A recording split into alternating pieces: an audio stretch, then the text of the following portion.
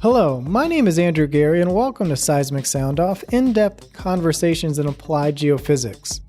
One of the most important functions of a professional society is honoring those who have made significant contributions to the profession and to the science. In this episode, we highlight two of the 2017 Honors and Awards winners, Samuel Gray and Manika Prasad. Samuel Gray was awarded the 2017 Maurcie Ewing Medal, the highest honor given by the SEG to a person who has made distinguished contributions both to the advancement of the science and to the profession of exploration geophysics. Manika Prasad was awarded the 2017 Virgil Kauffman Gold Medal, an honor given to a person that has made an outstanding contribution to the advancement of the science of geophysical exploration during the previous 5 years. The distinguished recipients of this year's awards are role models, and the Society is proud to honor their contributions. I spoke with both Samuel and Manika on how it felt to be honored with these prestigious awards, what they love about geophysics, and their advice for students and young professionals. To begin, I asked both Samuel and Manika how they first got involved with geophysics. Samuel opens the conversation.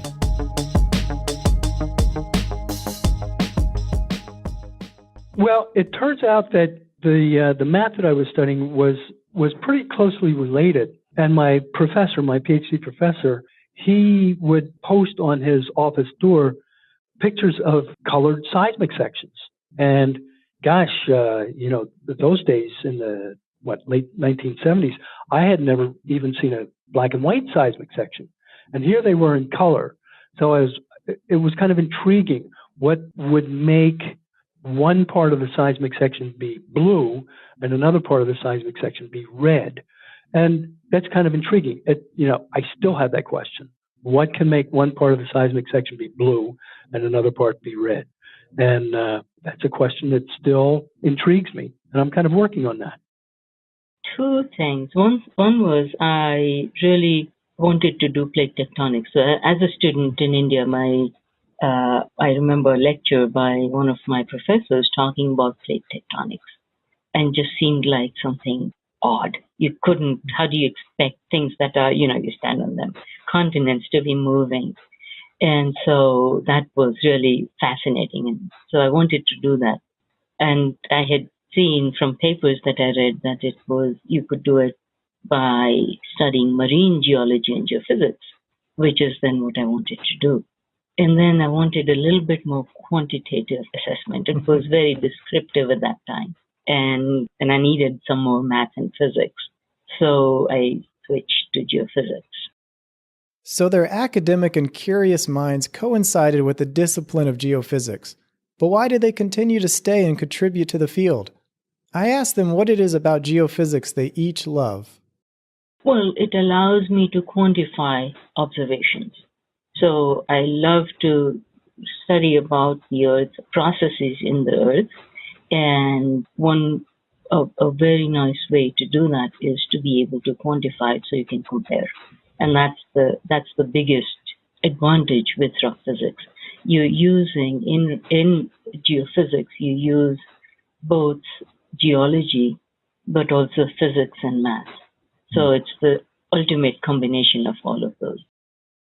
Geophysics is a really great combination of physics, mathematics, geology, logistics, different parts of the world, different types of geophysical response to those different parts of the world, yet the underlying equations fundamentally are all the same.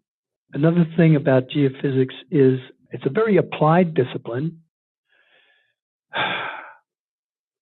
So there's always need for some practical justification of what we're doing, and the proof comes out in the pudding.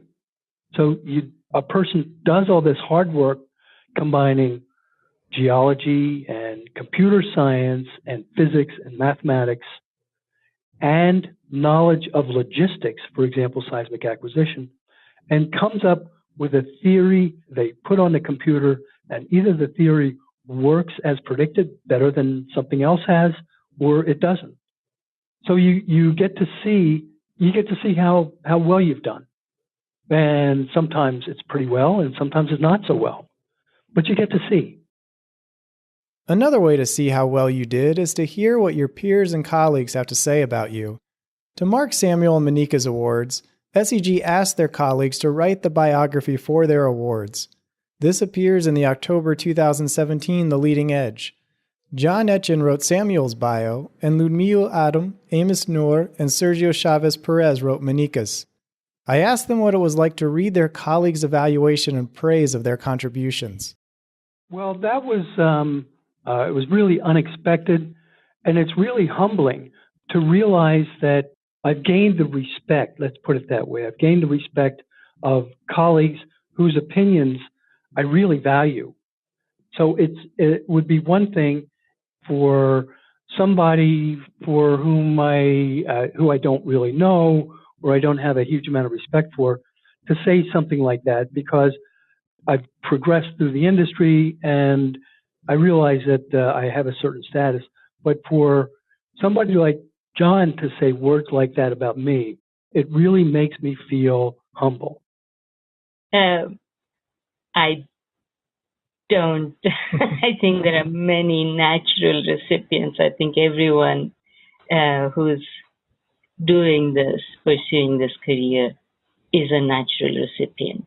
It's just, when you love what you do, it feels kind of odd that you should be called out for it. So it was humbling. It was humbling. Samuel and Manika's humility could also be heard in the speeches they gave at the annual meeting in Houston accepting the awards. I heard from several people at the annual meeting how wonderful both speeches were. I asked Manika what she learned during the process of writing her speech. I was tracing back on how I started doing this, what sparked the interest, and how one thing led to another. I studied in geology. I was the only woman in my class, and so it was challenging at times, mainly because we were a small class, which was good, but at the same time, I would sit in the front row just so that I didn't fall asleep.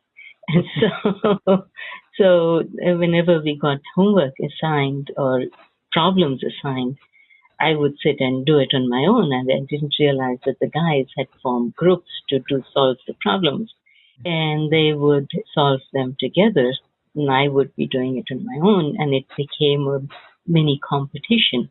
It took me a while to realize that they were competing with me, but they were. And I'm glad I didn't realize it in the beginning till I got enough confidence to know that I could do it. The head of the department, whom I really consider an excellent professor, he was the one who really told me I should not worry about what the guys are doing. They will only distract, which really was, in a way, correct, because I could solve all the problems on my own, and they would sometimes be looking for answers. So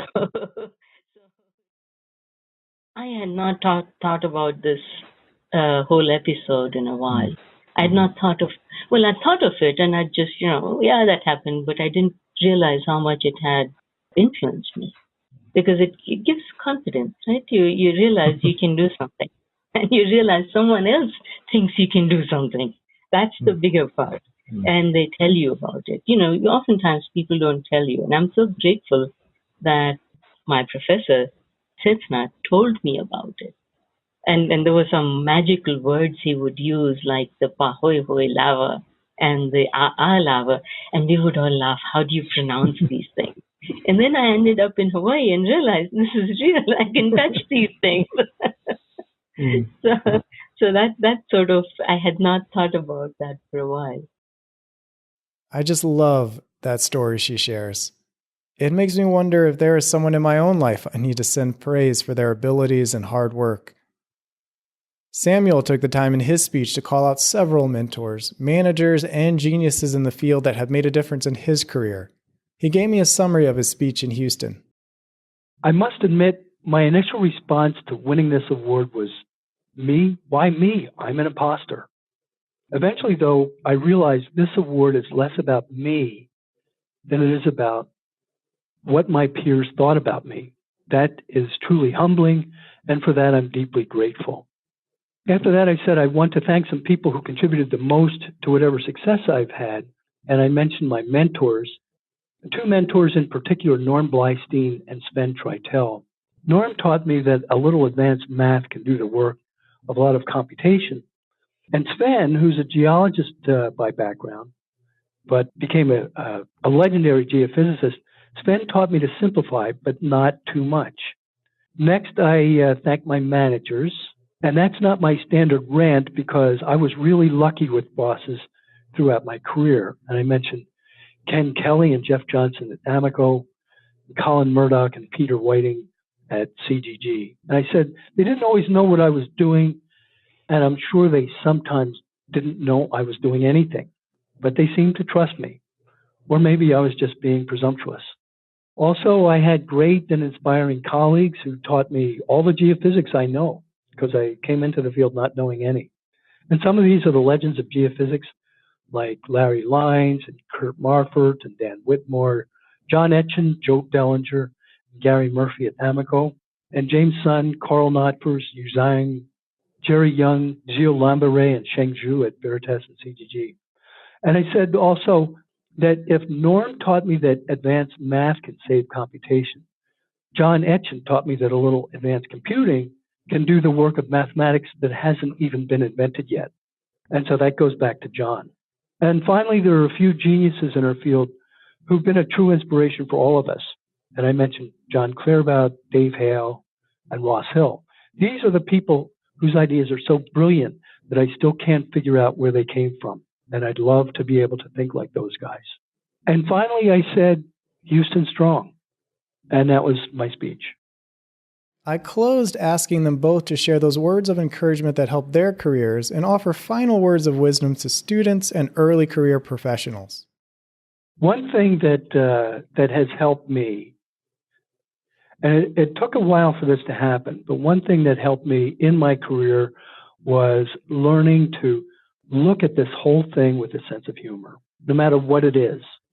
If it's your job, if it's your industry, if it's your current health situation, try to have a sense of humor about the whole thing. Almost nothing is the end of the world. But one thing that I tried to do, and maybe this is some advice for younger geoscientists, is I tried to protect myself by having a reputation. That is, having some publications out there, having some SEG abstracts, things of that nature. Those were a little bit of both job security, because it increased my reputation within the company, but also I had some value from them outside the company, just in case inside the company was no longer an option. I got that advice from Sven.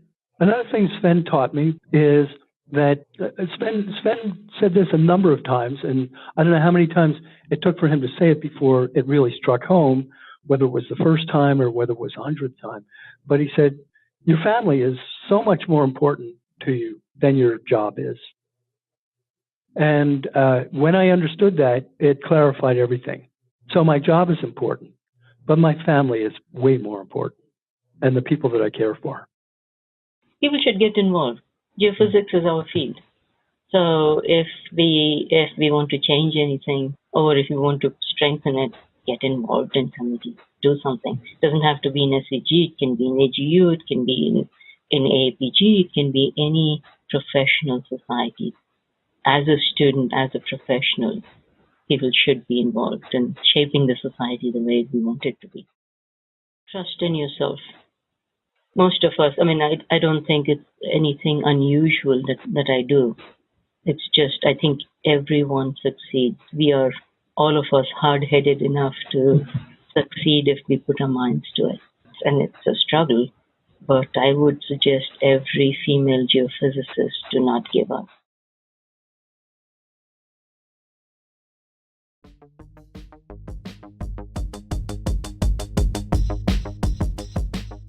To read about all of the 2017 honors and awards winners and hear additional clips from Samuel Gray, please visit seg.org/podcast.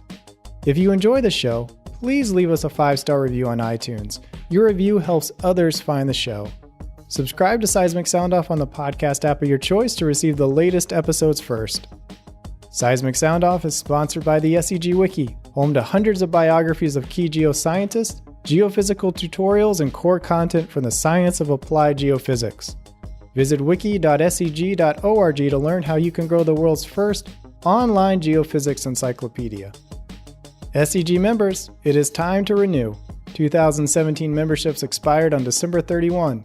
Your member dues can be renewed online at seg.org/renew until February 28.